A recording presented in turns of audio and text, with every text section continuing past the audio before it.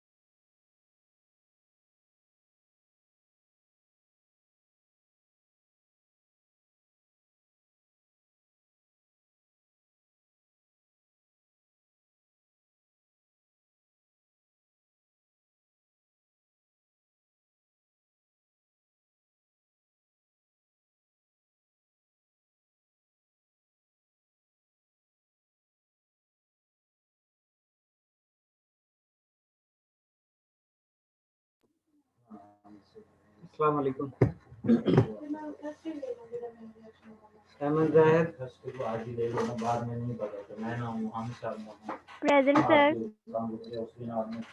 Ali Mohammad present sir.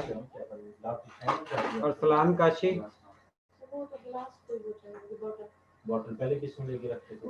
Arsalan Kashi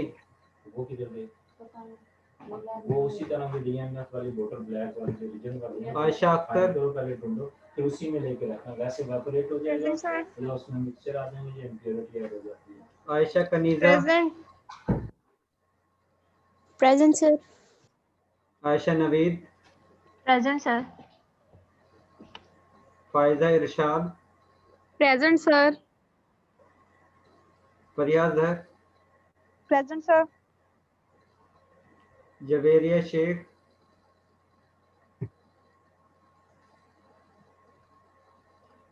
Javeria Sheikh Kinza Bakhtawar Present, sir.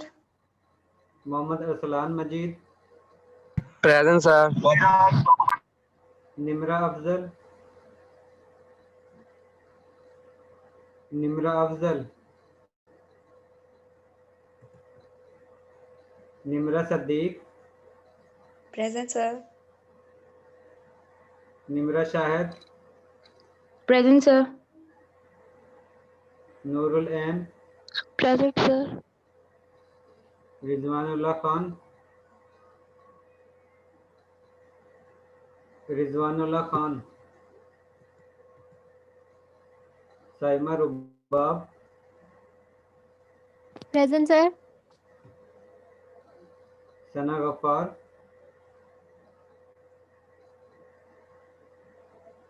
Sana Ghaffar, Seerat Rani, Present, sir.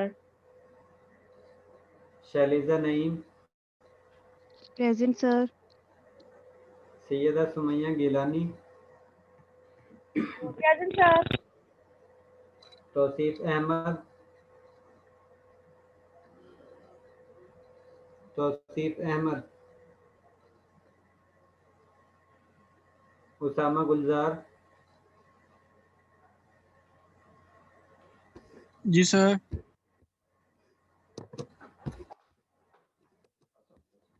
Usman Hussain Usama,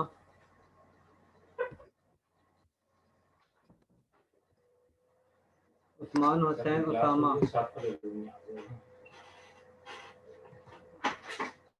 Wajiha Maqbool, sir वो present है, उसका माइक का इशू है। ठीक है। अब वो सुन लें जो इस सेक्शन में एब्सेंट है। Arsalan Kashi, Javeria Sheikh, Nimra Afzal, Rizwanullah, Sana Ghaffar, Tauseef Ahmad, Usman Hussain Usama.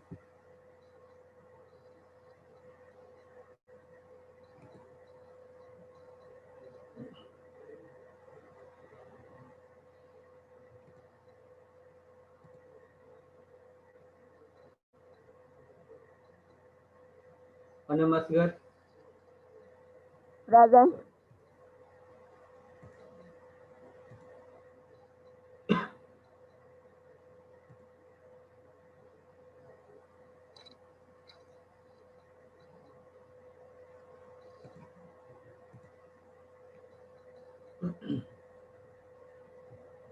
Anam Asghar, Sir, present. Aqsa,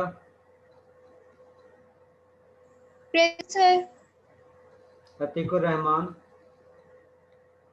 present.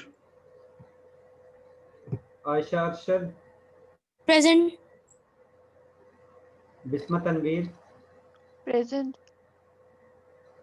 Mahnoor Bhatt, present sir. Maryam Zarif, yes sir. Mohammad Shahid, Present, sir. Mohammad Shoaib Khan, Present, sir. Noor Fatima, Noor Fatima, Rabia Nazar, present Sir, sir. वो present. सैयदा फातिमा वाजिद, सैयदा फातिमा वाजिद, उमर फारूक,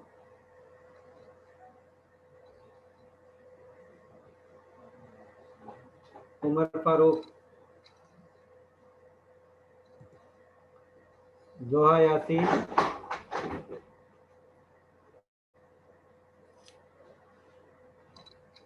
जोहा यासीन।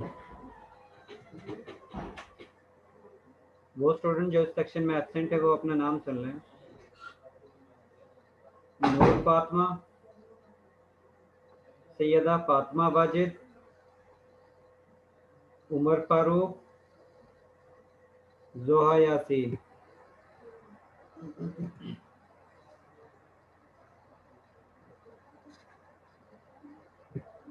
उमर फारूक, ठीक है उमर फारूक, आपके अटेंडेंस लगा दिए।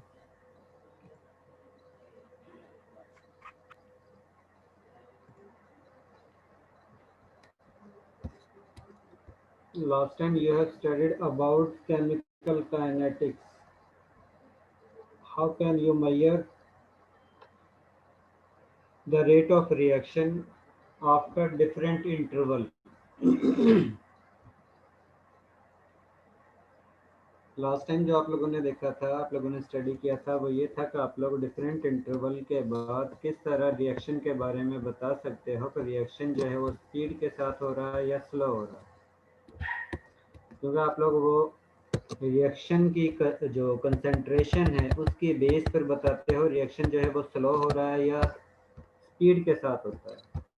और आप लोग डिफरेंट इंटरवल के बाद रेट ऑफ रिएक्शन कैलकुलेट करते हो और उसकी मदद से आप लोगों को पता चलता है कि रिएक्शन पहले टाइम इंटरवल के बाद और बाद वाले टाइम इंटरवल के बाद सेम ही हुआ है या रेट ऑफ रिएक्शन में कमी हुई है या रेट ऑफ रिएक्शन जो है वो स्पीड के साथ हुआ है। लास्ट टाइम आप लोगों ने देखा था कि आप लोगों के पास सपोज दो रिएक्शन है जिसमें ए और बी रिएक्टेंट मटेरियल हैं, जिसमें आप लोगों के पास प्रोडक्ट सी बनता है। इसके साथ ही आप लोगों को दूसरे रिएक्शन है जिसमें आप लोगों के पास एक्स वाई जो है वो रिएक्टेंट स्पीशी हैं और जी जो है आप लोगों के पास प्रोडक्ट बनता है। और इसमें आप लोगों ने डिफरेंट कंसंट्रेशन इनिशियल, जिसमें आप लोगों के पास ये रिएक्शन है, उस कंडीशन में आप लोगों के पास ए और बी की इनिशियल कंसंट्रेशन 8 है, प्रोडक्ट की 0 है, उस वक्त जिस वक्त रिएक्शन स्टार्ट नहीं हुआ। इसी तरह दूसरे रिएक्शन में भी आप लोगों के पास इनिशियल कंसंट्रेशन सेम है और आप लोगों के पास जिस वक्त रिएक्शन स्टार्ट नहीं हुआ उस कंडीशन में आप लोगों के पास प्रोडक्ट की कंसंट्रेशन 0 है। सपोज आप लोग 16 मिनट के बाद चेक करते हो रिएक्शन को, जिसके बाद आप लोगों के पास सपोज ये सपोज कैलकुलेशन है क्योंकि हर रिएक्शन के अंदर कंसंट्रेशन वेरी करती है। हर रिएक्शन के दौरान डिफरेंट टाइम इंटरवल के बाद डिफरेंट कंसंट्रेशन आप लोगों के पास हासिल होती है, लेकिन यहाँ पर हमने सपोज्ड वैल्यू लिखी हुई है जिस तरह हम कैलकुलेट करते हैं, जिसके ज़रिए आप लोग बता सकते हो कि रिएक्शन रेट स्पीड के साथ हो रहा है या स्लो हो रहा है, कि प्रोडक्ट आप लोगों के पास स्पीड के साथ बन रहा है या स्लो बन रहा है। ये भी आप लोग बता सकते हो कि रेट ऑफ रिएक्शन जो है इनिशियली ज़्यादा था, उसके बाद कम हुआ है, उसके बाद और भी कम हुआ है, या rate of reaction different interval के बाद कांस्टेंट रहा है। इसके लिए आप लोग डिफरेंट इंटरवल के बाद रिएक्टेंट की कंसंट्रेशन फाइंड आउट करते हो या प्रोडक्ट की कंसंट्रेशन फाइंड आउट करते हो। आप लोग दोनों तरीके से रिएक्टेंट की कंसंट्रेशन यूज़ करके या प्रोडक्ट की कंसंट्रेशन को यूज़ करके रेट ऑफ रिएक्शन को फाइंड आउट कर सकते हो। इस कंडीशन में सपोज आप लोगों के पास ए और बी रिएक्टेंट स्पीशी हैं और प्रोडक्ट सी बनता है। सपोज आप लोगों ने 16 मिनट रिएक्शन को दिए हैं, जिस कंडीशन में आप लोगों के पास ए की मोलर कंसंट्रेशन डिक्रीज होकर 4 आप लोगों के पास हासिल होती है और बी की मोलर कंसंट्रेशन डिक्रीज होकर 4 हासिल होती है और 4 मोल आप लोगों के पास प्रोडक्ट की कंसंट्रेशन हासिल होती है उस वक्त जिस वक्त आप लोगों ने रिएक्शन को 16 मिनट टाइम दिया है। इसी तरह दूसरी साइड पर आप लोग जो रिएक्शन कर रहे हो उसमें सपोज आप लोगों के पास 16 मिनट के बाद रिएक्टेंट स्पीशी की एक्स की 7 मोल बचते हैं और वाई के 7 मोल बचते हैं और जेड के आप लोगों के पास 16 मिनट के बाद 1 मोल प्रोडक्ट हासिल होता है। अब आप लोग दोनों रिएक्शन के लिए rate of reaction find out करते हो और रेट ऑफ रिएक्शन आप लोगों को पता है कि change in molar concentration of reactant और product divided by change in time और टाइम इंटरवल होता है। जिस वक्त आप लोग प्रोडक्ट के रेफरेंस से रेट ऑफ रिएक्शन कैलकुलेट करते हो तो उस कंडीशन में प्रोडक्ट की कंसंट्रेशन हमेशा इंक्रीज होती है, इसी वजह से हम उसके साथ प्लस का साइन यूज़ करते हैं, और रिएक्टेंट की कंसंट्रेशन हमेशा डिक्रीज होती है, इसी वजह से हम उसके साथ नेगेटिव का साइन यूज़ करते हैं। जिस वक्त आप लोग change in concentration of product लिखते हो तो वो होगी final concentration of product minus initial concentration of product. इसी तरह टाइम इंटरवल जिस वक्त कैलकुलेट करते हैं तो उस कंडीशन में आप लोगों के पास सेकेंड टाइम यानी कि final time minus initial time हासिल होता है। अब फाइनल कंसंट्रेशन प्रोडक्ट की आप लोगों के पास सी की 4 है तो C2 की जगह पर आप लोगों के पास 4 वैल्यू आती है और C1 की आप लोगों के पास कंसंट्रेशन 0 है। C1 की जगह पर आप लोगों ने 0 पुट कर दिया है। T2 टाइम आप लोगों के पास 16 है और T1 आप लोगों के पास 0 है। तो इन दोनों का डिफरेंस लेते हो तो आप लोगों के पास यहाँ पर 4 डिवाइडेड बाय 16 वैल्यू हासिल होती है और 4 को अगर 16 से डिवाइड करते हैं तो हमारे पास वैल्यू हासिल होती है 0.25। ये आप लोगों के पास रेट ऑफ रिएक्शन है और ये आप लोगों ने रेट ऑफ रिएक्शन कैलकुलेट किया है on the basis of concentration of product formation.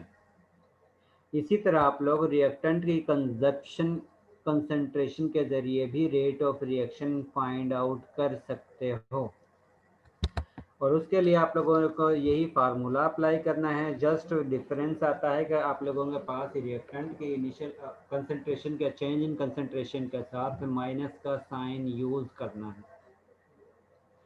अब आप लोगों के पास डेल्टा ए जो है वो इक्वल हो गए A2 mole concentration of final A minus molar concentration of initial A species divided by final time minus initial time. अब आप लोगों के पास फाइनल कंसंट्रेशन ऑफ A2 की है 4 और इनिशियल कंसंट्रेशन जो है वो 8 है। 8 में से 4 माइनस 8 करते हैं तो आप लोगों के पास वैल्यू आती है -4 और माइनस को जिस वक्त इस माइनस से मल्टीप्लाई करते हैं तो आप लोगों के पास वैल्यू प्लस में हासिल होगी। तो इसको जिस वक्त आप लोग सॉल्व करते हो तो आप लोगों के पास वैल्यू हासिल होती है 0.25। अब आप लोग ये देख सकते हो कि जिस वक्त आप लोगों ने रेट ऑफ रिएक्शन कैलकुलेट किया है on the basis of formation of product, उस कंडीशन में भी आप लोगों के पास सेम रेट ऑफ रिएक्शन हासिल हुआ है और जिस वक्त आप लोगों ने रिएक्टेंट की कंसंट्रेशन को यूज़ करके rate of reaction find out किया है तो उस कंडीशन में भी सेम रेट ऑफ रिएक्शन हासिल हुआ है। इसका मतलब है कि जितने रिएक्टेंट स्पीशी जिस रेशो के साथ डिक्रीज हो रही है उसी रेशो के साथ आप लोगों के पास प्रोडक्ट की फॉर्मेशन हो रही है, उसी स्पीड के साथ प्रोडक्ट आप लोगों के पास हासिल हो रहा है। इसी तरह अगर आप लोग रेट ऑफ रिएक्शन कैलकुलेट करते हो दूसरे रिएक्शन के लिए जिस वक्त आप लोगों के पास एक्स और वाई रिएक्टेंट स्पीशी है, जी आप लोगों के पास प्रोडक्ट हासिल होता है, तो उस कंडीशन में आप लोग प्रोडक्ट फॉर्मेशन के जरिए जिस वक्त रेट ऑफ रिएक्शन कैलकुलेट करते हैं तो वो इक्वल होगा delta G divided by delta T. Delta z is equal to z2 minus z1 divided by delta t is equal to t2 minus t1. z2 is equal to 1 and z1 is equal to 0. Similar t2 is equal to 16 and t1 is equal to 0. जिस वक्त इसको आप लोग solve करते हैं तो उस condition में आप लोगों के पास वैल्यू हासिल होती है 0.0625। सेकेंड रिएक्शन में आप लोगों के पास रेट ऑफ रिएक्शन जो है वो 0.0625 वैल्यू हासिल होती है। When we compare the rate of reaction of reactant species A and B with second reaction in which the reactant species is X and Y, then the rate of reaction for reactant species A and B is fast because the rate of reaction is high during the formation of C product. But when the reactant species are X and Y which produce Z product, the rate of reaction is 0.0625. This value is lower than this value. It means this reaction is fast as compared to this reaction. It means during time interval 0 to 16 minutes, the rate of reaction of A and B is greater than rate of reaction X and Y. ये आप लोगों ने rate of reaction calculate किया है on the basis of formation of product. इसी तरह आप लोग रेट ऑफ रिएक्शन जो है जी यानी कि एक्स और वाई रिएक्शन का आप लोग रिएक्टेंट स्पीशी की कंसंट्रेशन से भी फाइंड आउट कर सकते हो और वो भी आप लोगों के पास सेम वैल्यू हासिल होती है। 0.0625 सेम वैल्यू हासिल होती है जो इंडिकेट करती है जितनी रिएक्टेंट की कंसंट्रेशन कंज्यूम हो रही है उतनी ही अमाउंट आप लोगों के पास प्रोडक्ट की हासिल हो रही है। और ये हम रेट ऑफ रिएक्शन को फाइंड आउट करके इन्फॉर्म कर रहे हैं। ये हम नॉलेज रेट ऑफ रिएक्शन की मदद से हासिल कर रहे हैं।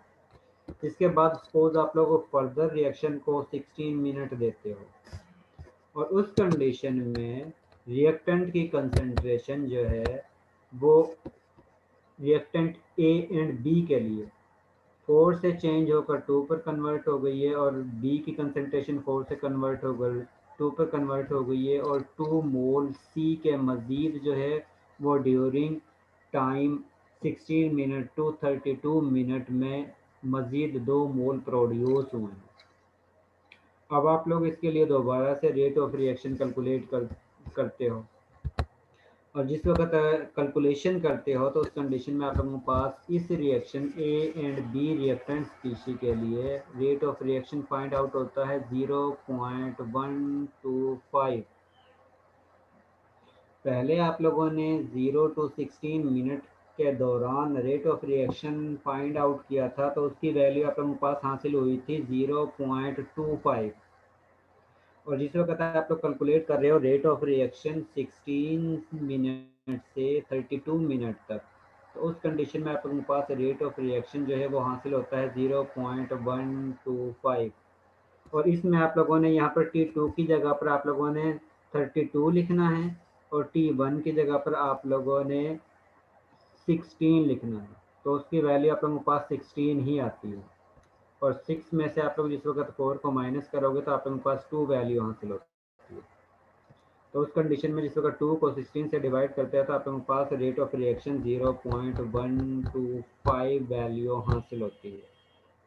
This value is lower than 0.25। It means rate of reaction in first interval 0 to 16 minute is greater. Rate of reaction during 0 to 16 minute is greater as compared to 16 to 32 minute. Rate of reaction which occurred during 0 to 16 minute is greater than the rate of reaction which occurred during 16 minute to 32 minute. ये आप लोगों के पास result ये indicate कर रहा है कि आप लोगों का रेट ऑफ रिएक्शन 0 से 16 मिनट के दौरान जिस वक्त आप लोगों ने कैलकुलेट किया था तो उस कंडीशन में रेट ऑफ रिएक्शन जो था वो फास्ट था कि रिएक्टेंट स्पीड के साथ प्रोडक्ट में कन्वर्ट हुए थे। लेकिन जिस वक्त आप लोगों ने 16 मिनट से 32 मिनट के टाइम इंटरवल के बाद रेट ऑफ रिएक्शन को कैलकुलेट किया है तो उस कंडीशन में रेट ऑफ रिएक्शन जो है वो डिक्रीज हुआ है।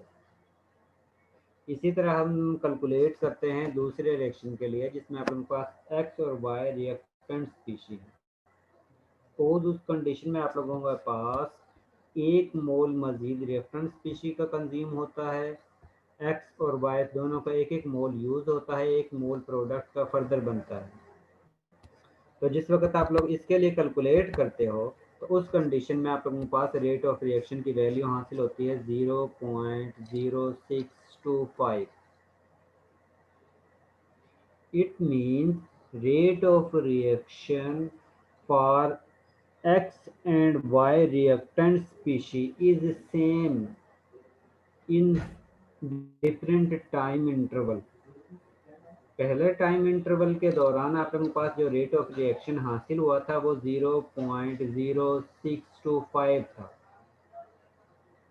और जिस वक्त आप लोगों ने टाइम इंटरवल 16 to 32 यूज़ किया है तो उस कंडीशन में भी आप लोगों के पास रेट ऑफ रिएक्शन जो है वो 0.0625 वैल्यू है। इसका मतलब है कि पहले टाइम इंटरवल में जितना आप लोगों के पास रेट ऑफ रिएक्शन था सेकेंड टाइम इंटरवल के दौरान भी आप लोगों के पास वही रेट ऑफ रिएक्शन है। इसका मतलब है कि जितनी अमाउंट प्रोडक्ट के पहले इंटरवल में बनी थी उतनी ही अमाउंट आप लोगों के पास सेकेंड इंटरवल के बाद आप लोगों के पास हासिल हुई है। लेकिन पहले वाले केस में जिसमें आप लोगों के पास रिएक्टेंट स्पीशी ए और बी हैं उसमें आप लोगों के पास पहले इंटरवल में ज़्यादा प्रोडक्ट बनी थी, दूसरे इंटरवल में उसकी निस्बत कम प्रोडक्ट हासिल हुई है। ये आप लोगों को रेट ऑफ रिएक्शन जो है वो इंफॉर्मेशन प्रोवाइड कर रहा है कि आप लोगों का रेट ऑफ रिएक्शन जो है वो स्पीड के साथ हो रहा है या स्लो हो रहा है। इसके बाद आप लोगों को फर्दर 32 मिनट से 48 मिनट के बाद दोबारा से रेट ऑफ रिएक्शन कैलकुलेट करते हो और उस कंडीशन में आप लोगों के पास रिएक्टेंट की टोटल ए और बी की टोटल अमाउंट जो है वो कंज्यूम हो जाती है आफ्टर 48 मिनट्स, और आप लोगों के पास टोटल प्रोडक्ट की कंसंट्रेशन हासिल होती है। सपोज आप लोगों के पास ए की जो बाकी 2 मोल्स बचे थे वो भी कंज्यूम हो गए हैं ड्यूरिंग टाइम इंटरवल 32 टू 48 मिनट। इसी तरह बी की जो नंबर ऑफ मोल्स हैं वो भी इस दौरान कंज्यूम हो चुके हैं, और प्रोडक्ट की कंसंट्रेशन जो है वो इंक्रीज हो गई है 6 से लेकर 8 तक। अब आप लोग इसके लिए दोबारा से रेट ऑफ रिएक्शन कैलकुलेट करते हो, और उस कंडीशन में आप लोगों ने C2 की जगह पर आप लोगों ने वैल्यू पुट करनी है 8, C1 की जगह पर आप लोगों ने वैल्यू पुट करनी है 6, T2 की जगह पर आप लोगों ने वैल्यू पुट करनी है 48, और T1 की जगह पर आप लोगों ने वैल्यू पुट करनी है 32। ये आप लोगों ने यहाँ से इसको रेज करके आप लोगों ने इसकी जगह पर 48 और 32 वैल्यू पुट करनी है। तो उस कंडीशन में आप लोगों के पास वैल्यू हासिल होती है 8 minus 6 divided by 48 minus 32 which is equal to 2 divided by 16 which is equal to 0.125. This value, this rate constant value is equal to second rate constant value. आप लोग जिस वक्त सर थर्ड रेट, जी Usama, sir ये तो constant कैसे रहेगी, क्योंकि तो चेंज हो रही है ना वैल्यू, टाइम भी चेंज हो रहा है, साथ इसमें प्रोडक्ट्स भी चेंज हो रहे हैं।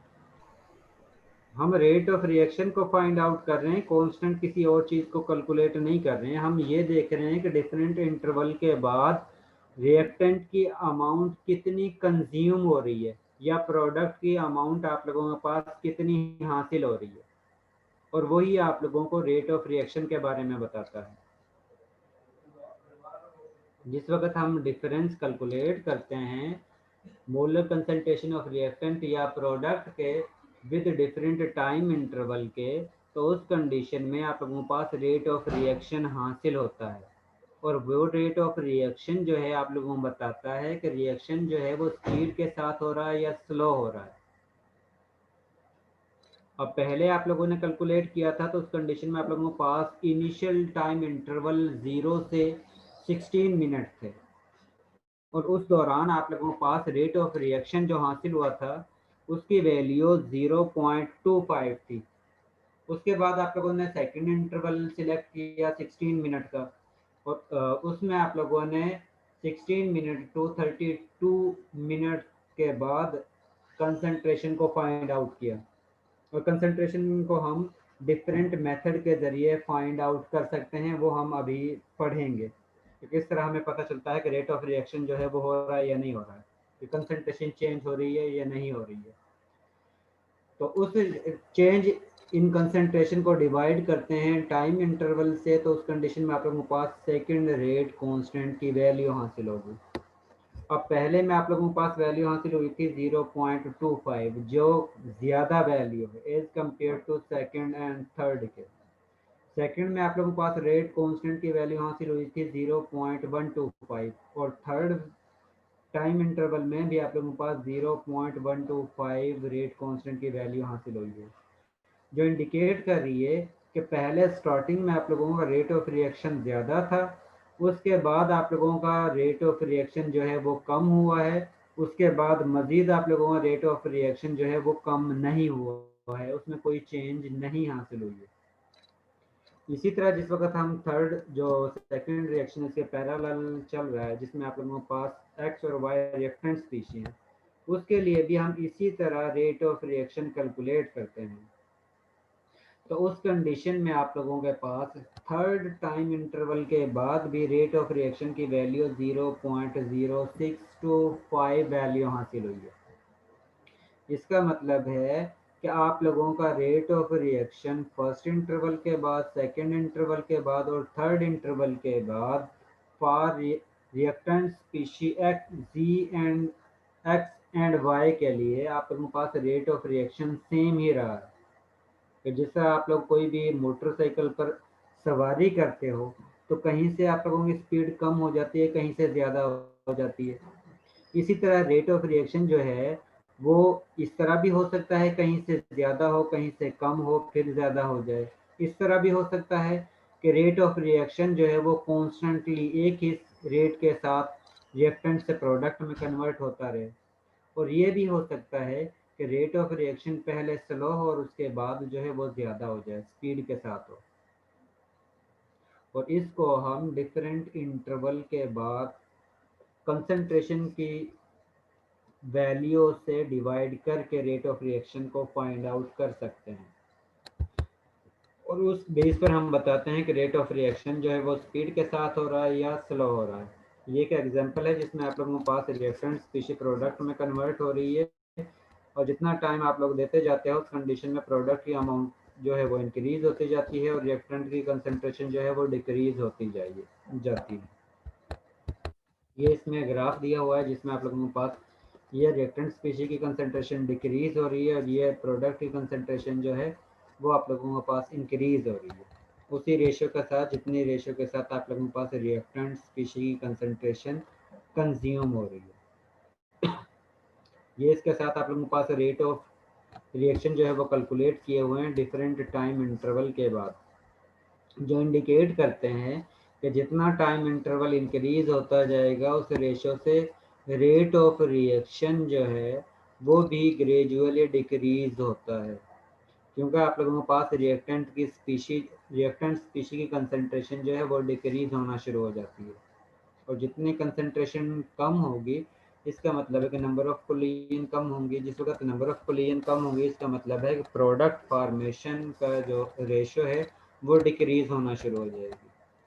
और इसी वजह से ये ग्राफ रिपोर्टेड लिटरेचर से लिया हुआ है कि जिसमें शो किया हुआ है कि आप लोगों के पास जिस वक्त डिफरेंट टाइम इंटरवल देते हो तो जिस तरह टाइम इंक्रीज होता जाता है तो उस कंडीशन में रेट ऑफ रिएक्शन की वैल्यू जो है वो डिक्रीज होती जाती है। ये आप लोगों के पास फर्स्ट 5 मिनट में रेट ऑफ रिएक्शन की वैल्यू 3.2 थी, उसके बाद 10 मिनट के बाद 10 सेकंड के बाद आप लोगों के पास रेट ऑफ रिएक्शन जो है वो 2.6 वैल्यू हासिल हुई है। उसके बाद आप लोगों के पास 15 सेकंड के बाद आप लोगों के पास 2.4 रेट कांस्टेंट की वैल्यू हासिल हुई है। इसी तरह 20 सेकंड के बाद आप लोगों के पास 1.8 की वैल्यू आप लोगों के पास हासिल हुई है। इसी तरह आप लोग डिफरेंट इंटरवल के बाद जिस वक्त rate of reaction find out करते हो मोस्टली रिएक्शन में आप लोगों के पास rate of reaction gradually decrease होता जाता है।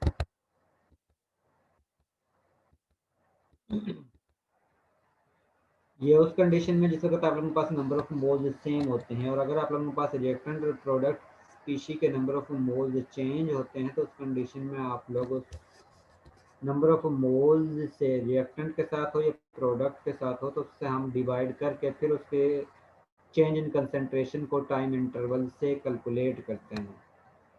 जिस तरह यहाँ पर आप लोगों के पास हाइड्रोजन के नंबर ऑफ मोल्स जो हैं वो 1 है, आयोडीन के 1 है, लेकिन प्रोडक्ट फॉर्मेशन के आप लोगों के पास 2 नंबर ऑफ मोल्स जो हैं वो जनरेट हो रही है। तो इस कंडीशन में आप लोग जो है वो 1 डिवाइडेड बाय इसके number of moles, 1 divided by इसके number of moles, 1 divided by इस हाइड्रोजन आयोडाइड के नंबर ऑफ मोल्स से कैलकुलेट करते हो रेट ऑफ रिएक्शन को। तो इसके लिए आप लोग जिस वक्त कैलकुलेट करोगे रेट ऑफ रिएक्शन तो उस कंडीशन में नेगेटिव साइन, क्योंकि ये आप लोगों के पास रिएक्टेंट स्पीशी है, रिएक्टेंट स्पीशी के रिएक्शन के दौरान कंसंट्रेशन कंटिन्यूसली डिक्रीज होती है। इसका rate of molar change in concentration divided by time interval. इसी तरह 1 डिवाइडेड बाय इसके नंबर ऑफ मोल्स, जिसके नंबर ऑफ मोल्स 1 है, तो 1 डिवाइडेड बाय 1 के इक्वल होता है। तो उसके साथ change in molar concentration of iodine divided by time interval.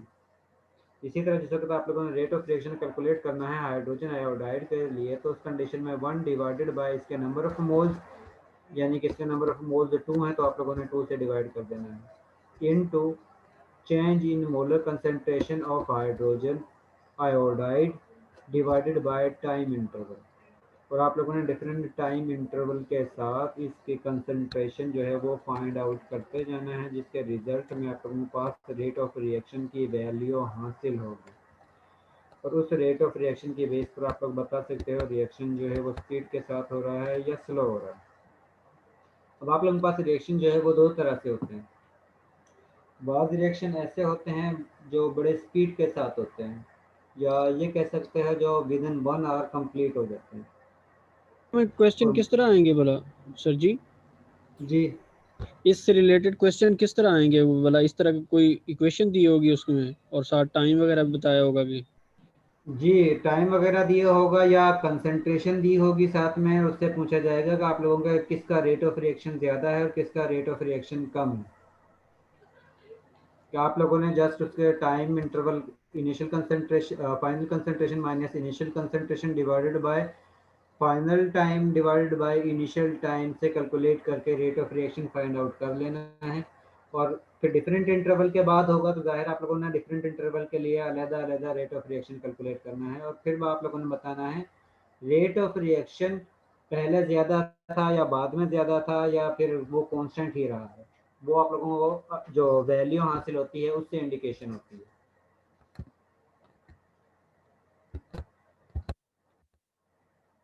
इसके बाद आप लोगों के पास रिएक्शन दो तरह के हो सकते हैं। एक ऐसे रिएक्शन जो बड़े स्पीड के साथ होते हैं, जो 1 घंटे के या 1 घंटे से भी पहले कंप्लीट हो जाते हैं। कुछ ऐसे रिएक्शन होते हैं जिनको लॉन्ग टाइम तक होता रहता है, जिस तरह लोहे को जंग लगना, वो रिएक्शन जो है वो लॉन्ग प्रोसेस तक होता रहता है। लेकिन जिस वक्त आप लोग सोडियम क्लोराइड का रिएक्शन करवाते हो या HCl को रिएक्शन करवाते हो सोडियम हाइड्रोक्साइड के साथ, तो वो फ़ौरन से रिएक्शन हो जाता है। तो वो वाले रिएक्शन जिनके लिए time interval less than 1 hour होगा, उनको आप लोग कंटिन्यूअसली मॉनिटर करते हो। उनको आप लोग हर मिनट या 2 मिनट के बाद मॉनिटर करते रहते हो। तो जिसको आप लोगों को ये आप लोगों को पता है, क्योंकि आप लोगों के पास इसके लिए डिफरेंट टाइम इंटरवल के साथ रिएक्टेंट या प्रोडक्ट स्पीशी की कंसंट्रेशन या अमाउंट आप लोगों के पास होनी चाहिए। अगर आप लोगों के पास डायरेक्ट ही बस रिएक्टेंट की कंसंट्रेशन फाइंड आउट करोगे और प्रोडक्ट की कंसंट्रेशन फाइंड आउट करोगे, उसके दरमियान में कोई वैल्यू कैलकुलेट नहीं करोगे, तो आप लोग ये नहीं बता सकते कि आप लोगों का रेट ऑफ रिएक्शन जो है वो दरमियान में क्या था, कम था, ज़्यादा था, वो उसमें फ्लक्चुएशन हासिल हुई है या नहीं हुई है। इसलिए हम उन रिएक्शन को जिनका रिएक्शन का time interval less than 1 hour होता है, उसको हम कंटिन्यूसली मॉनिटर करते रहते हैं। और उसके लिए आप लोगों के पास कम से कम 3 या 4 रीडिंग होनी चाहिए टाइम इंटरवल की, इनिशियल और फाइनल के अलावा। इसका मतलब है कि अगर आप लोगों के पास रिएक्शन 10 मिनट में कंप्लीट होता है, तो आप लोगों ने 2-2 मिनट के बाद उसकी कंसंट्रेशन फाइंड आउट करनी है। अगर आप लोगों के पास 5 मिनट में रिएक्शन कंप्लीट होता है, तो इसका मतलब है कि आप लोगों ने 30 सेकंड के बाद रिएक्शन की कंसंट्रेशन को प्रोडक्ट की कंसंट्रेशन को फाइंड आउट करना है। इसका मतलब है कि वो वाले रिएक्शन जो आप लोगों के पास कंप्लीट होते हैं लेस देन 1 आवर, उसको आप लोग कंटिन्यूसली मॉनिटर करते हो। लेकिन वो वाले रिएक्शन जो लॉन्ग टाइम होते हैं, उनके लिए आप लोग इस तरह करते हो, जिस तरह रेस्टिंग होती है, आप लोग उसको 1 महीने के बाद मॉनिटर कर लेते हो, उसके बाद फिर दोबारा से 1 महीने बाद मॉनिटर कर लेते हो, उसके बाद फिर दोबारा से 1 महीने के बाद उसको मॉनिटर कर लेते हो। उसके लिए आप लोगों को कंटिन्यूसली मॉनिटरिंग की ज़रूरत नहीं होती है, उसके लिए आप लोगों के पास काफ़ी टाइम इंटरवल होता है। या आप लोग ये भी कर सकते हो कि 2-3 वैल्यू कैलकुलेट कर लो और उसकी बेस पर ही रेट ऑफ रिएक्शन को फाइंड आउट करके आप लोग बता सकते हो। तो ये इसका रेट ऑफ रिएक्शन का ड्यूरेशन जो है वो काफ़ी लॉन्ग है।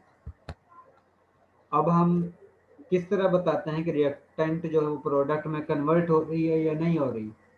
जाहिर है उसके लिए हम इंस्ट्रूमेंट यूज़ करते हैं, डिफरेंट टेक्निक जो है वो यूज़ करते हैं, और उसकी बेस पर ही हमें इंफॉर्मेशन हासिल होती है कि रिएक्टेंट जो है वो प्रोडक्ट में कन्वर्ट हो रहा है या नहीं हो रहा है। तो ये माइक जो है बंद, स्क्रीन बंद करें उमर फारूक। ठीक है ना। उमर फारूक किने किने की किया सारी ये बड़ा क्या है किनो दे। Yes sir. स्क्रीन बंद करो। Yes sir. तो इसमें सबसे पहला जो इंस्ट्रूमेंट है वो यूवी विजिबल स्पेक्ट्रोफोटोमीटर है, जिसके ज़रिए आप लोग फाइंड आउट करते हो कि कंपाउंड की कंसंट्रेशन कम हो रही है या ज़्यादा हो रही है। दूसरा इंस्ट्रूमेंट है पोलरीमीट्री। अब पोलरीमीट्री ऐसी टेक्निक होती है, क्योंकि आप लोगों को ये पता है पोलरीमीट्री का मतलब है कि आप लोग प्लेन पोलराइज्ड लाइट को सैंपल के ऊपर फॉल करवाते हो, जिसको आप लोगों के पास रेडिएशन या लाइट जिसको आप लोग फॉल करवाते हो वो डिफरेंट वेव लेंथ की होती है। उसमें से जो आप लोगों का कंपाउंड है एक स्पेसिफिक कलर को ऑब्जर्व करता है, या प्लेन पोलराइज में आप लोग जिस वक्त प्लेन पोलराइज लाइट फॉल करवाते हो तो उस कंडीशन में अगर आप लोगों का कंपाउंड जो है वो ऑप्टिकली एक्टिव है, ऑप्टिकली एक्टिव मीन ऐसा कंपाउंड जो प्लेन पोलराइज्ड लाइट को क्लॉकवाइज या एंटी क्लॉकवाइज डायरेक्शन में रोटेट कर देता है, उस कंपाउंड को हम कहते हैं ऑप्टिकली एक्टिव कंपाउंड। ठीक है, और उस पर अगर आप लोग प्लेन पोलराइज्ड लाइट फॉल करवाते हो तो वो उस प्लेन पोलराइज्ड लाइट को क्लॉकवाइज डायरेक्शन में या एंटी क्लॉकवाइज डायरेक्शन में रोटेट कर देता है, जिसके ज़रिए हमें इंडिकेशन होती है कि कंपाउंड जो है वो ऑप्टिकली एक्टिव है, और ये उसकी कंसंट्रेशन जो है वो आप लोगों को इंफॉर्मेशन प्रोवाइड करती है कि आप लोगों के पास क्लॉकवाइज डायरेक्शन में या एंटी क्लॉकवाइज डायरेक्शन में वैल्यू ज़्यादा हासिल होती है, तो इसका मतलब है कि आप लोगों के पास जो कंपाउंड है उसकी कंसंट्रेशन ज़्यादा है, और अगर आप लोगों के पास कम वैल्यू हासिल होती है तो इसका मतलब है कि आप लोगों के पास कंपाउंड की कंसंट्रेशन कम है। इसके बाद दूसरा प्रोसीजर है जिसमें आप लोग लाइट फॉल करवाते हो। लाइट फॉल करवाने के बाद कंपाउंड लाइट को ऑब्जर्व करता है, ऑब्जर्व करने के बाद एक स्पेसिफिक कलर को ऑब्जर्व करता है और दूसरे कलर को इमिट करता है। वो कलर जिसको कंपाउंड ऑब्जर्व करता है उसको हम कॉम्प्लीमेंट्री कलर कहते हैं, और इसके इन्वर्स में जो लाइट बाकी लाइट को वो इमिट करता है उसकी वजह से आप लोगों के पास उसका कलर जो है वो अपीयर होता है, और इसको हम मोस्टली जो है वो यूवी विजिबल स्पेक्ट्रोफोटोमीटर के ज़रिए फाइंड आउट करते हैं। इसके अलावा दूसरे इंस्ट्रूमेंट भी हैं जिसके ज़रिए आप लोग उसकी कंसंट्रेशन को फाइंड आउट करते हो, जिस तरह फ्लोरेसेंस है, लेकिन उसके लिए लाजमी है कि कंपाउंड जो है वो फ्लोरेसेंट हो, इसलिए हम मोस्टली यूवी विजिबल स्पेक्ट्रोफोटोमीटर को यूज़ करते हैं, और उसके ज़रिए हमें पता चलता है कि कंपाउंड की कंसंट्रेशन कम हो रही है या ज़्यादा हो रही है,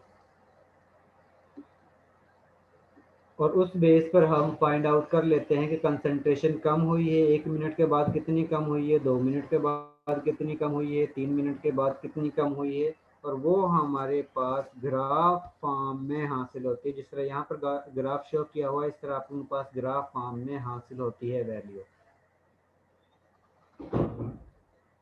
इसके बाद थर्ड है कि अगर आप लोगों के पास उस कंडीशन में जिस वक्त आप लोग गैस मॉलिक्यूल्स को कंबाइन करते हो, क्योंकि हर कंडीशन में आप लोगों के पास कंसंट्रेशन ही आप लोगों ने फाइंड आउट करनी है, अब इस कंसंट्रेशन को फाइंड आउट करने के डिफरेंट मेथड हैं, डिफरेंट टेक्निक हैं, क्योंकि आप लोगों के पास कंपाउंड या रिएक्शन जो है हर कंडीशन में सेम नहीं होता है। बाज़ ऐसे होते हैं कि जो फ्लोरिसेंट यानी कि रिएक्टेंट या प्रोडक्ट स्पीशीज जो है वो फ्लोरिसेंट नहीं होती है।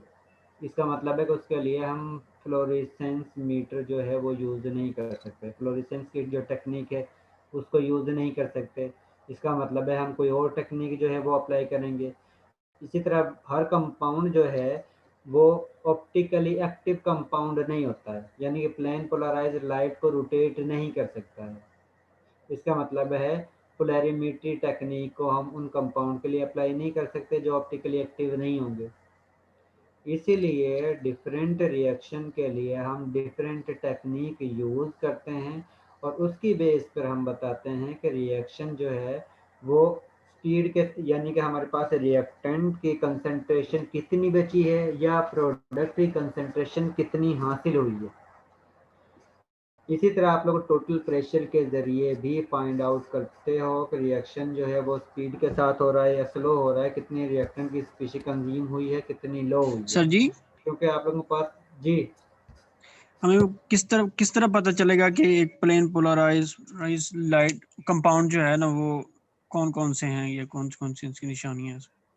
पोलैरिमीटर आप लोगों ने यूज़ किया है इसमें PC1 में एक सर इंस्ट्रूमेंट हमने है ऑनलाइन ली पोलैरिमीटर। थी लैब। सर हमने ऑनलाइन लैब ली थी तो इस वजह से हमें नहीं पता उसका। अच्छा, वो इंस्ट्रूमेंट है, आप लोग उसमें सैंपल सॉल्यूशन को रखते हो, रखने के बाद वो आप लोगों को रीडिंग देता है। अगर आप लोगों के पास उसकी वैल्यू 0 हासिल होती है तो इसका मतलब है वो इंस्ट्रूमेंट बता रहा है कि ये कंपाउंड जो है वो ऑप्टिकली एक्टिव नहीं है। और अगर वहां पर आप लोगों के पास वैल्यू हासिल होती है, चाहे क्लॉकवाइज डायरेक्शन में हो या एंटी क्लॉकवाइज डायरेक्शन में हो, तो वो इंडिकेट करता है कि ये कंपाउंड जो है वो ऑप्टिकली एक्टिव है। इसका मतलब है कि वो लाइट को क्लॉकवाइज डायरेक्शन में या एंटी क्लॉकवाइज डायरेक्शन में रोटेट कर रहा है, और उसकी बेस पर हमें पता चलता है कंपाउंड जो है वो ऑप्टिकली एक्टिव है या नहीं है। इसी तरह स्पेक्ट्रोफोटोमीटर की डिफरेंट इंस्ट्रूमेंट हैं जो हमें बताते हैं कि लाइट का कंपाउंड के साथ क्या रिलेशन है। कि लाइट जिस वक्त आप लोग फॉल करवाते हो, फॉल करवाने के बाद उसमें कोई चेंजिंग हासिल होती है या नहीं होती है। क्योंकि आप लोगों को ये तो पता है कि मॉलिक्यूल्स जो हैं वो कंटिन्यूअसली मोशन में होते हैं, और जिस वक्त आप लोग लाइट फॉल करवाते हो उसकी भी एक फ्रीक्वेंसी होती है, और एक फ्रीक्वेंसी मॉलिक्यूल्स की होती है जिसके साथ वो वाइब्रेट कर रहे होते हैं। अगर वो वाइब्रेट यानी कि फ्रीक्वेंसी जिसके साथ मॉलिक्यूल्स वाइब्रेट कर रहे हैं और लाइट की फ्रीक्वेंसी से मैच कर जाते हैं, तो उस कंडीशन में आप लोगों के पास स्पेक्ट्रा के अंदर पीक अपीयर होती है, और उससे इंडिकेशन हो जाती है कि आप लोगों का कंपाउंड जो है वो स्पेक्ट्रोफोटोमेट्रिकली हम उसको आइडेंटिफाई कर सकते हैं या नहीं कर सकते हैं। अगर आप लोगों के पास कोई पीक अपीयर नहीं होती तो इसका मतलब है कि उसको पर लाइट का कोई इफेक्ट नहीं है। अगर आप लोगों के पास यूवी विजिबल स्पेक्ट्रोफोटोमीटर में या फ्लोरेसेंस में या डिफरेंट इंस्ट्रूमेंट में जिसके ज़रिए हम लाइट फॉल करवाते हैं और उस कंडीशन में आप लोगों के पास सिग्नल अपीयर होता है, तो उसकी बेस पर हम बता सकते हैं कि कंपाउंड पर लाइट का अफेक्ट हो रहा है, जिसके ज़रिए आप लोगों के पास पीक जो है सिग्नल की फॉर्म में अपीयर हो रही है, और वो सिग्नल जो है कम या ज़्यादा होता है जिस वक्त आप लोग कंपाउंड की कंसंट्रेशन को कम या ज़्यादा करते हो। जिस वक्त कंपाउंड की कंसंट्रेशन को कम करते हो तो उस कंडीशन में पीक हाइट कम होना शुरू हो जाती है, और जिस वक्त आप लोग कंसंट्रेशन ज़्यादा करते हो तो उस कंडीशन में पीक हाइट ज़्यादा होना शुरू हो जाती है। तो उस बेस पर हम बता सकते हैं कि आप लोगों का रेट ऑफ रिएक्शन हो रहा है, क्योंकि उस दौरान आप लोग कंटिन्यूसली उसको रन करते जाते हो, बार बार रन करते हो, और उसके ज़रिए आप लोगों के पास पीक हाइट में शिफ्टिंग अपीयर होती है। अगर पीक हाइट जो है वो डिक्रीज नहीं होती, इसका मतलब है कि रिएक्शन नहीं हो रहा।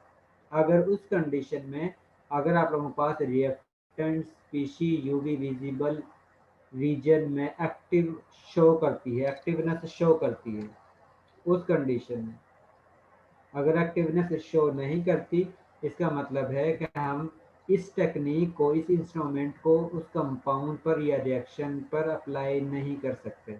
अब जिस तरह सोडियम क्लोराइड HCl का सोडियम हाइड्रोक्साइड के साथ रिएक्शन जो है, इस दौरान आप लोगों के पास ना ही सोडियम हाइड्रोक्साइड जो है वो कंपाउंड यूवी विजिबल एक्टिव है, और ना ही HCl कंपाउंड जो है वो यूवी विजिबल एक्टिव रीजन में लाई करता है।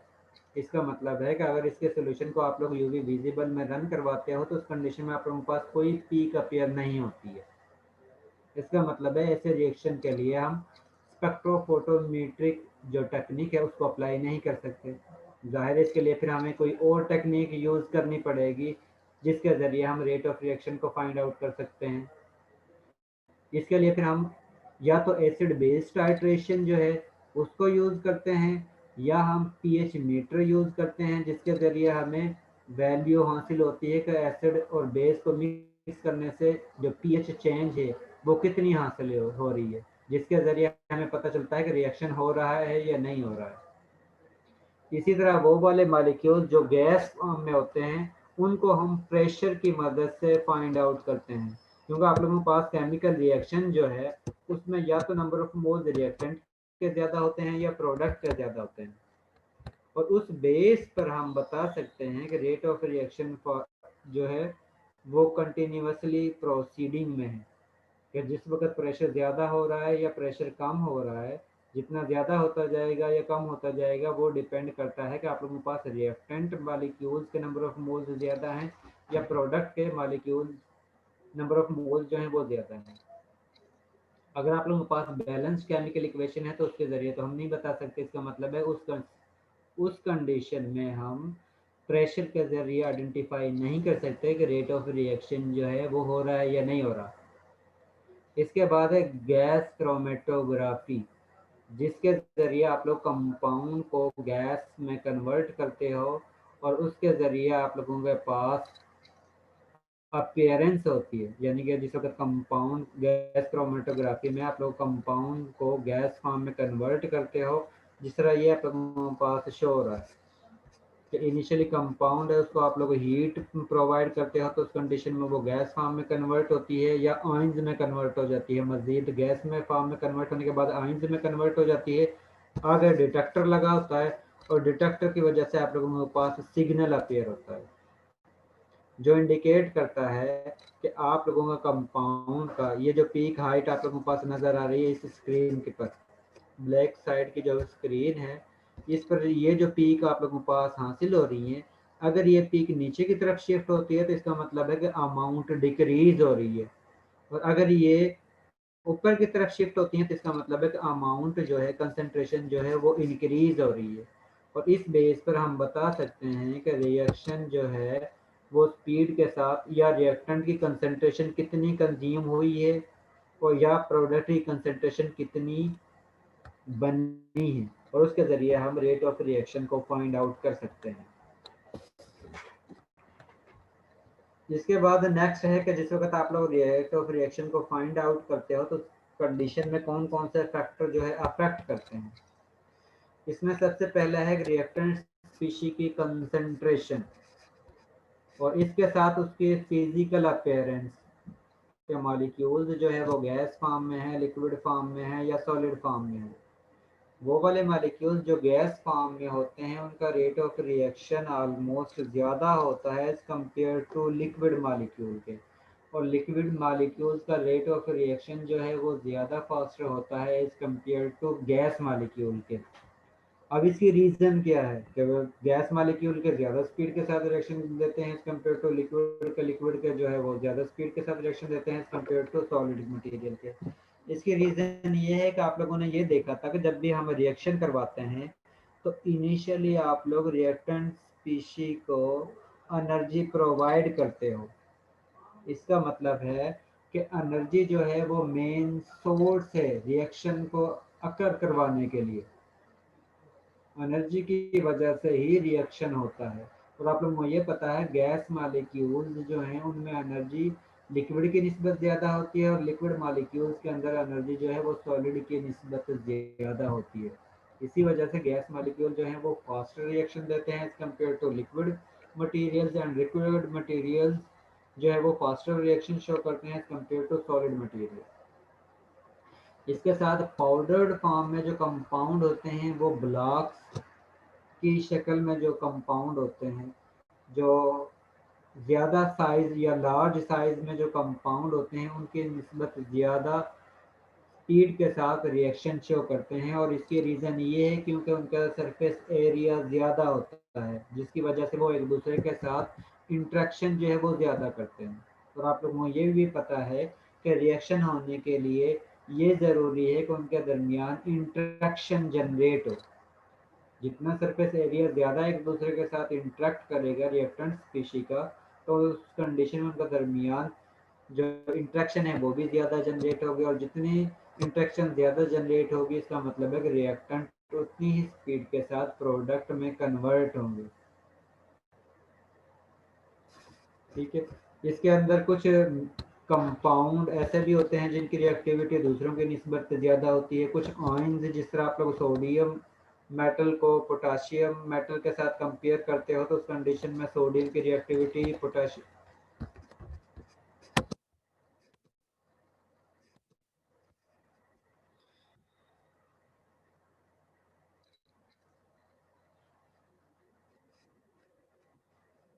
इसका मतलब है कि आप लोगों के पास जितने भी कंपाउंड होते हैं उनके नेचर पर भी डिपेंड करता है कि वो किस नेचर का है। उसकी बेस पर आप लोग बता सकते हो रेट ऑफ रिएक्शन कम होता है या ज़्यादा होता है।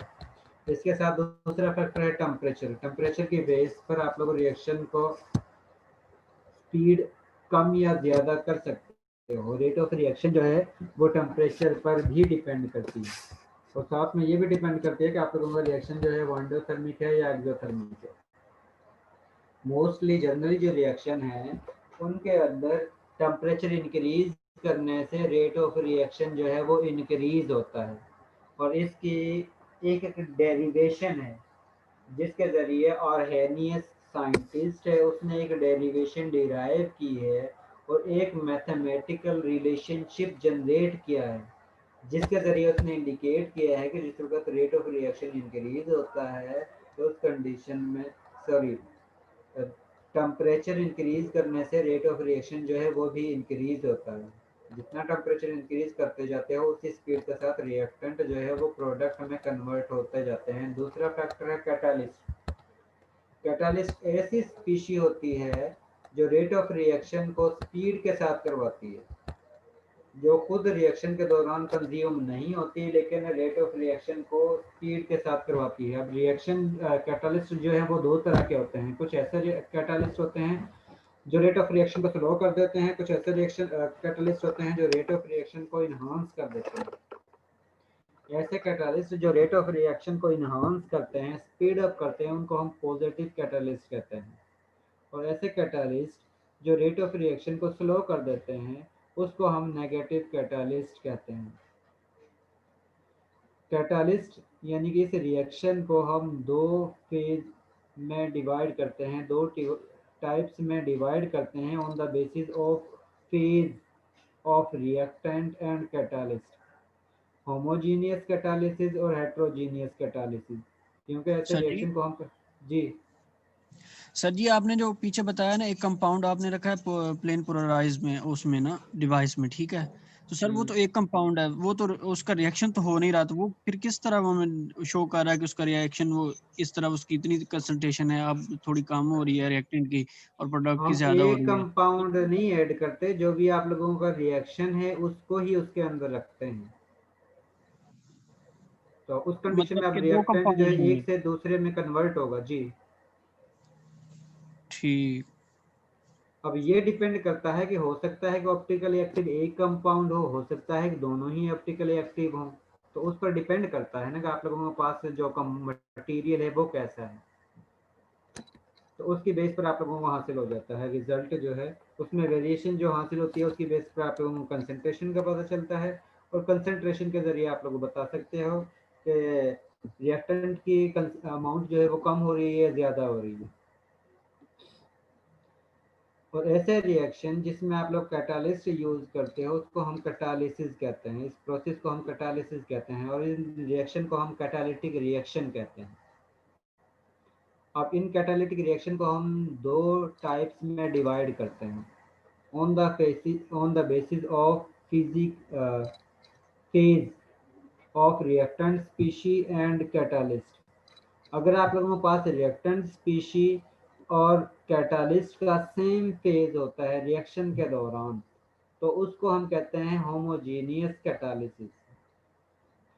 और अगर आप लोगों के पास रिएक्शन के दौरान रिएक्टेंट स्पीशी का और कैटालिस्ट का डिफरेंट फेज होगा, एक सॉलिड फेज में होगी और एक लिक्विड फेज में होगी सपोज, तो उस कंडीशन में हम उस रिएक्शन को हेट्रोजीनियस कैटालिसिस कहते हैं। इसका मतलब है कि आप लोग रेट ऑफ रिएक्शन को कैटालिस्ट की बेस पर भी कंट्रोल कर सकते हो, और जो रिएक्टेंट स्पीशी है उसकी नेचर पर भी डिपेंड करता है कि रेट ऑफ रिएक्शन स्पीड के साथ होगा या स्लो होगा। इसके साथ आप लोग टेम्परेचर फैक्टर के ज़रिए भी रेट ऑफ रिएक्शन को कम या ज़्यादा कर सकते हो। और थर्ड जो है कि आप लोग रिएक्टेंट स्पीशी की कंसंट्रेशन के ज़रिए भी रेट ऑफ रिएक्शन को कैलकुलेट कर सकते हो।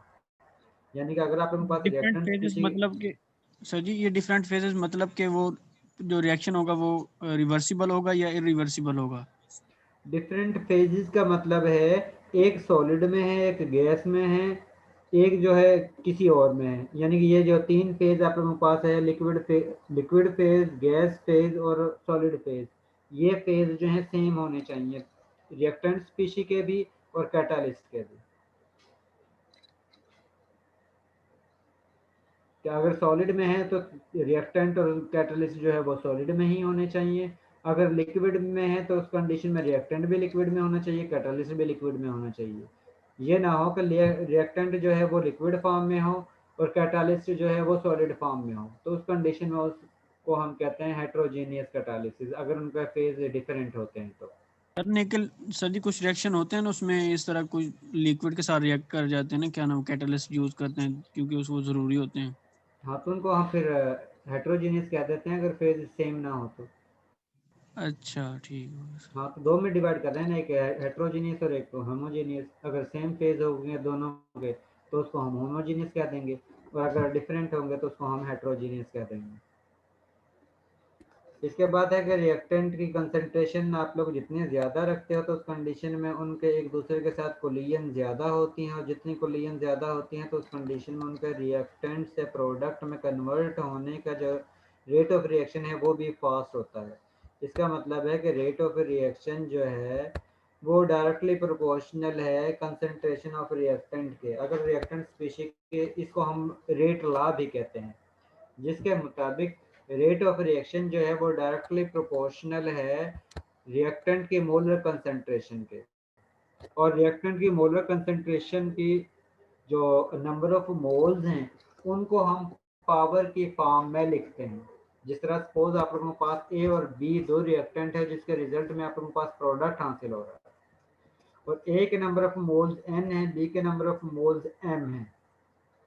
अब जिस वक्त हम रेट ऑफ रिएक्शन लिखते हैं तो rate of reaction directly proportional होता है मोलर कंसंट्रेशन ऑफ ए और इसकी पावर जो नंबर ऑफ मोल्स होंगे N, into molar concentration of D और इसकी पावर वो जो इसके नंबर ऑफ मोल्स होंगे एम। और जिस वक्त हम डायरेक्टली प्रोपोर्शनल के साइन को ख़त्म करते हैं तो उस कंडीशन में हम कांस्टेंट साथ में लिखते हैं, और वो कांस्टेंट ये के है। सर इसका मतलब कि हम ना पहले ए के मोल्स नंबर ऑफ मोल्स निकालेंगे, फिर इसको कंपेयर करेंगे बी से, तब जाके हमारे पास प्रोडक्ट उसके मोल आएंगे। किसके मोल? ए के जो हैं सर जी। नहीं, किसके लिए आप लोग फाइंड आउट कर रहे हो, किसके? मतलब कि आपने कहा है ना कि ए जो है, ए के ऊपर जो पावर है एन है वो नंबर ऑफ मोल्स हैं, तो इसका मतलब है कि हमने पहले नंबर ऑफ मोल्स निकालने हैं उस कंपाउंड के। या रिएक्टेंट जो भी रिएक्टेंट होगा? ये तो आप लोगों के पास बैलेंस्ड केमिकल इक्वेशन से ही हासिल हो जाते हैं। जो हम केमिकल इक्वेशन लिखते हैं उसमें ही जितने भी नंबर ऑफ मोल्स यूज हो रहे हैं वही इसकी पावर है। जिस वक्त आप लोग केमिकल इक्वेशन को बैलेंस करते हो तो उसके साथ आप लोग नंबर ऑफ मोल्स भी लिखते हो, और वो नंबर ऑफ मोल्स आप लोगों ने उसकी इनिशियल कंसंट्रेशन के साथ पावर में लिख देने हैं। अब ये के वैल्यू होती है जिसको आप लोग कैलकुलेट करते हो, जो आप लोगों के पास कांस्टेंट वैल्यू है डिफरेंट रिएक्शन के लिए। फर्स्ट ऑर्डर रिएक्शन है, सेकंड ऑर्डर रिएक्शन है, या जीरो ऑर्डर रिएक्शन है, या थर्ड ऑर्डर रिएक्शन है, इसके लिए ये के की वैल्यू डिफरेंट है। और जो आर्हेनियस ने इक्वेशन कैलकुलेट की थी जिसके ज़रिए आप लोग इसकी वैल्यू और आर्हेनियस कांस्टेंट की वैल्यू कैलकुलेट करते हो, जो जिसके ज़रिए आप लोग एक्टिवेशन एनर्जी के बारे में भी बताते हो, उसके मुताबिक के जो है वो इक्वल होता है।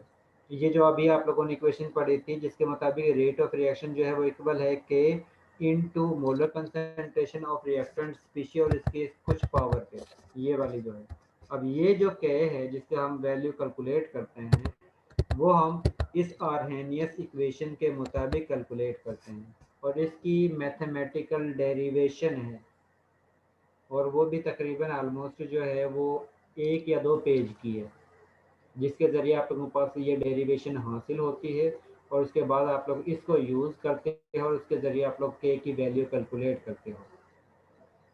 यहाँ पर के जो है वो कांस्टेंट है, ए जो है आर्हेनियस कांस्टेंट है, ई जो है आप लोग जो नेचुरल लॉग वाला यूज़ करते हो ये वो फैक्टर है।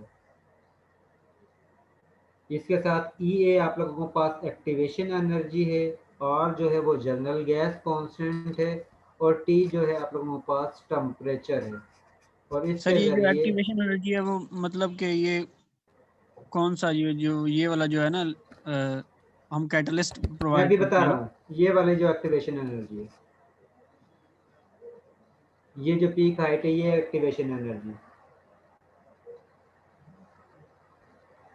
यहाँ पर आप लोग ये आप लोगों के पास रिएक्टेंट स्पीशी हैं दो, जिसमें आप लोगों के पास ये हाइड्रोजन मॉलिक्यूल है और ये आप लोगों के पास ऑक्सीजन मॉलिक्यूल है। दोनों को कंबाइन करते हो, कंबाइन के रिजल्ट में आप लोगों के पास वाटर मॉलिक्यूल बनते हैं 2 मोल।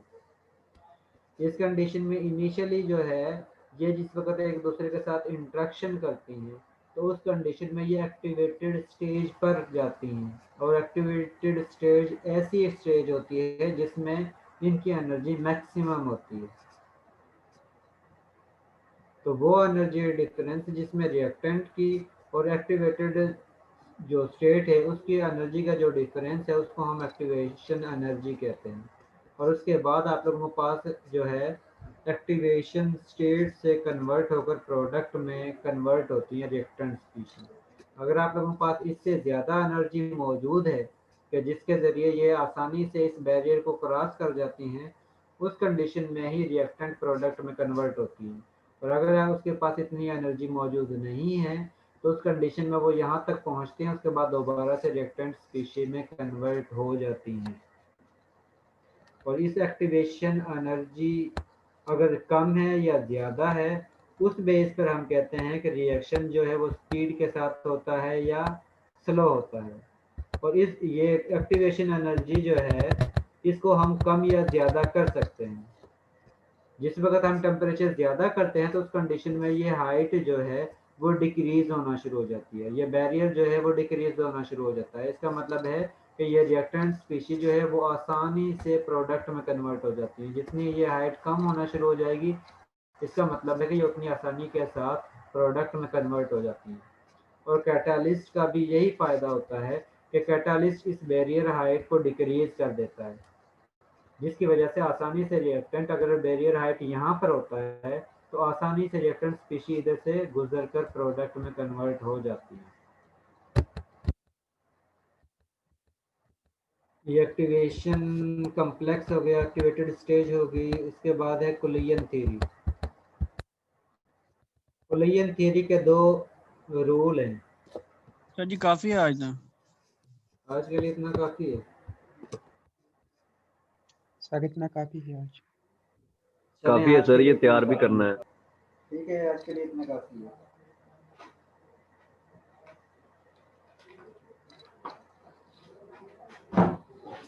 अब वो स्टूडेंट जो जिन्होंने लेट ज्वाइन किया है वो अटेंडेंस एक दफा सुन लें, जो एब्सेंट है। नूर फातिमा है? जी सर। नूर फातिमा,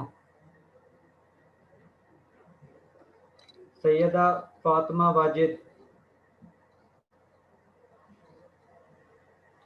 जोहा यासीन,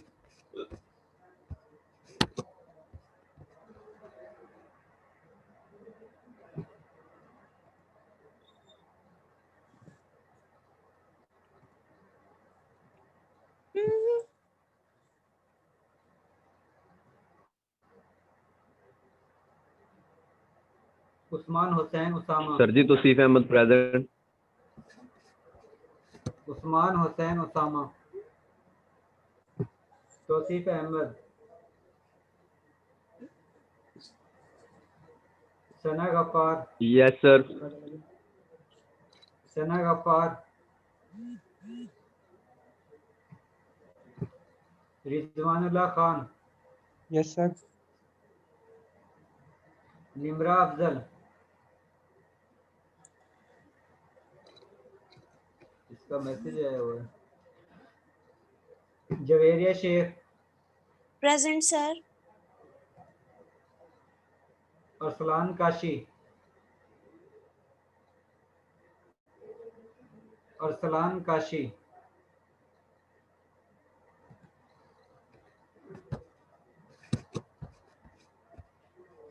जी अगर किसी ने कुछ पूछना है तो पूछना, अदरवाइज आप लोग लीव कर सकते हो।